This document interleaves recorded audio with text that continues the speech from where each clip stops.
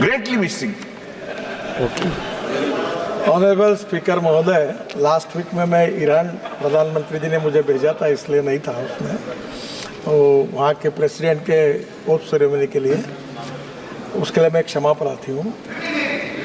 पर एक इम्पॉर्टेंट चीज़ है सर कि ये this subject is only related with the ring road of Anantapur in Andhra Pradesh, but honourable ji asking me about the road in West Bengal. My request to him, I don't have the details about that project. After this question hour, my time is restricted for only member of parliaments. I am in my office and officers are there. Please come. I will try to resolve your issue and I will find out the option. Shri Sher Singh Gubaya.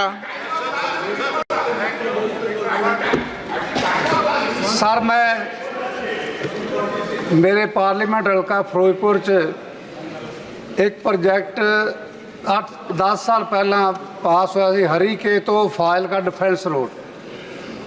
Sir 10 साल हम देख रहे हैं कि वो अजय तक चालू नहीं हो सका। मैं मंत्री जी से जानना चाहता कि वो जो डिफेंस रोड है जितों अमृतसर तो सारा जो कणक चौल का जो कांडला तक 1500 किलोमीटर का रास्ता जो इस रोड पे चलते हैं और इतना ट्रैफिक है कि बहुत ही माड़ी हालत होती है। जब तो उसका कब तक वो जो है रोड बन जाएगा, ये मैं जानना चाहता हूँ। सम्मानीय स्पीकर महोदय, ये जो बता रहे मेरी जानकारी से वो रोड नेशनल हाईवे नहीं है, वो स्टेट हाईवे है।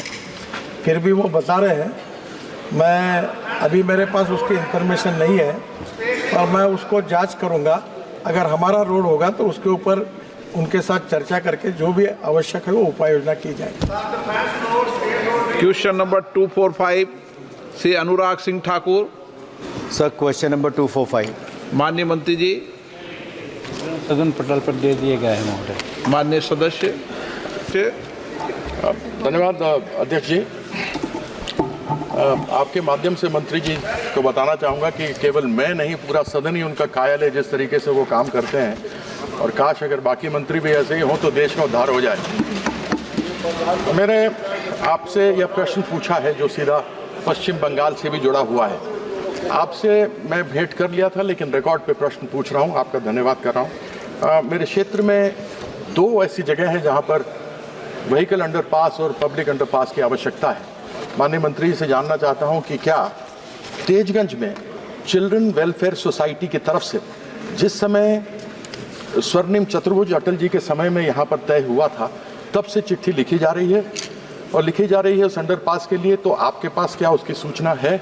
यदि है तो क्या आप जानते हैं कि वहाँ पर हाई स्कूल, वहाँ पर अस्पताल सब कुछ है और वर्धमान शहर के लोग के बच्चे वहीं पर जाकर पढ़ते हैं? उसको कुछ बनाने की आपके ओर से योजना है जिसकी मैंने आपके सामने एक बार पहले अनुरोध किया।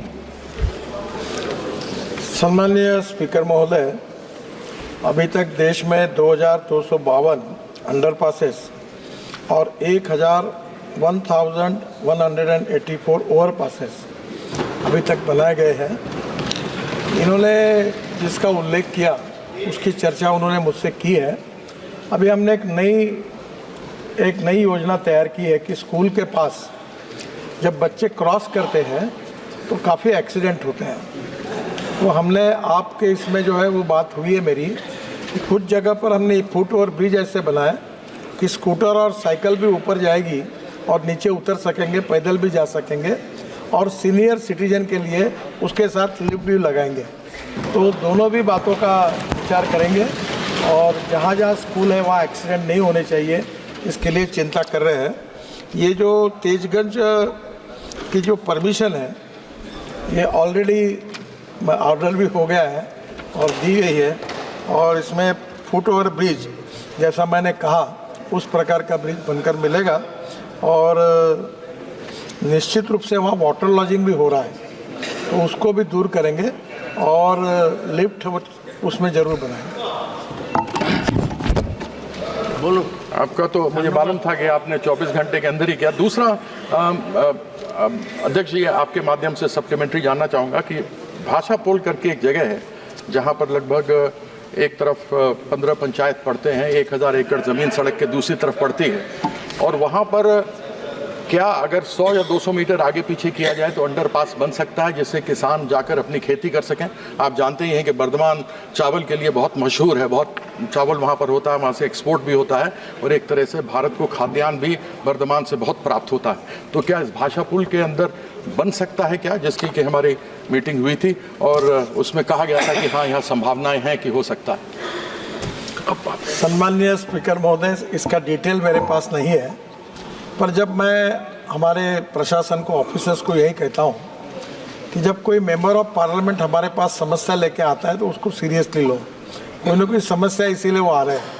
तो आपने जो बात बताई है, आज क्वेश्चन आवर पूरा होने के बाद सभी एमपी और अधिकारी है तो आप भी आ जाइए। ये जो यहाँ भी सेम प्रॉब्लम है और भाषापुर ये जो है इसका हम एग्जामिन कर रहे हैं और इसमें भी उसका प्रॉब्लम सॉल्व करने की कोशिश करेंगे। श्री इटेला राजेंद्र। धन्यवाद अध्यक्ष महोदय। तेलंगाना स्टेट के अंदर 1947 टू 2004 जितने जो नेशनल हाईवेज कंस्ट्रक्शन हुआ था, 10 साल के अंदर उससे ज़्यादा नेशनल हाईवेज कंस्ट्रक्शन हुआ सर।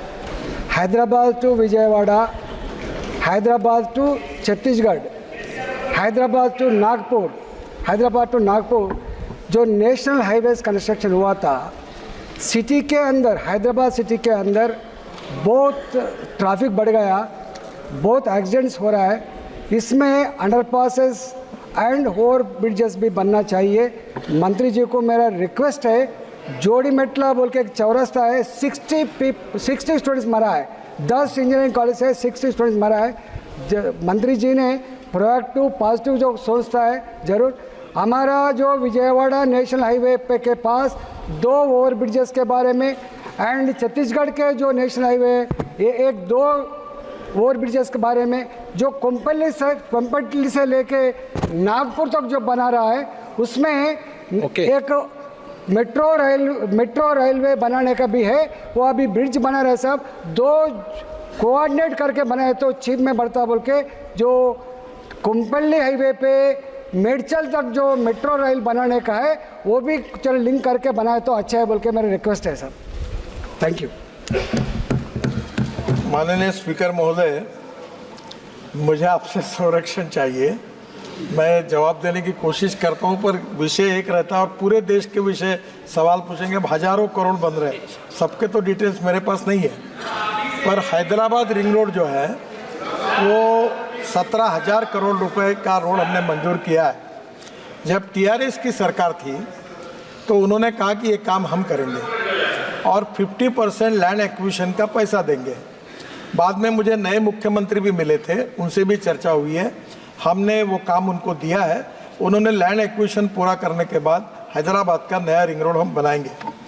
जहाँ तक ये जो विजयवाड़ा से लेकर हैदराबाद का रोड है, ये एयरपोर्ट वाली जो कंपनी उनको मिला है, काफ़ी डिस्प्यूट्स है और इसमें काफ़ी एक्सीडेंट होते हैं। वहाँ अभी जो पूर्व सांसद थे और अभी पीडब्ल्यू मिनिस्टर बने, वो भी इसके लिए काफ़ी बार आए और उस रोड पर हमने उनके साथ चर्चा भी की। उन्होंने NHI पर केसेस डाली है, NHI ने उनके ऊपर डाली है। मामले में आर्बिट्रेशन, हाई कोर्ट, ये सब मामले में वो लटका हुआ है। पर उसके बारे में मैं जानता हूँ कि बहुत एक्सीडेंट्स होते हैं और उससे मैं भी दुखी हूँ और उसमें नए यानी इंजीनियरिंग कॉलेज के लड़कों की भी डेथ हुई है। हम लोग जल्दी इसमें कोई ना कोई प्रॉब्लम सॉल्व करेंगे। जो NH65 है उसका अपग्रेडेशन का हमने बिल बुला लिया है और उसका तुरंत 1-आध महीने के अंदर काम का शुरुआत हो जाएगी, ऐसा विश्वास मैं उनको देता हूँ। Thank you. सम्माननीय सदस्यों ने जो कहा वो सही है कि केरल में काम करना बहुत मुश्किल है। रोड के बीच में दोनों बाजू में डेवलपमेंट है और लैंड एक्विजिशन कॉस्ट 1 किलोमीटर की 50 करोड़ तक जाती है। फिर भी उन्होंने बीच में केरल के मुख्यमंत्री जी ने 50% लैंड की कॉस्ट बेयर करेंगे ये कहा था। 5,000 करोड़ रुपए उनने दिए, बाद में उनको दिक्कत आई। फिर मैंने उनको एक सोल्यूशन दिया कि जितना एग्रीगेट और सैंड और पत्थर लगता है उसको रॉयल्टी फ्री करा दो और 9% GST जो है स्टेट का हिस्सा उसको एग्जाम कर दो, तो इसमें मैं आपका मार्ग निकालूंगा। उनका वो पत्र अभी आया है और उसके आधार पर हम वो भी काम कर रहे हैं, क्योंकि केरल में रोड बनाना आवश्यक है। जो इन्होंने कहा है उसको मैं जांच लूँगा, और लैंड एक्विजिशन लेना तो बहुत ही डिफ़िकल्ट है, पर ये एलिवेटेड रोड को वेरीफाई करेंगे।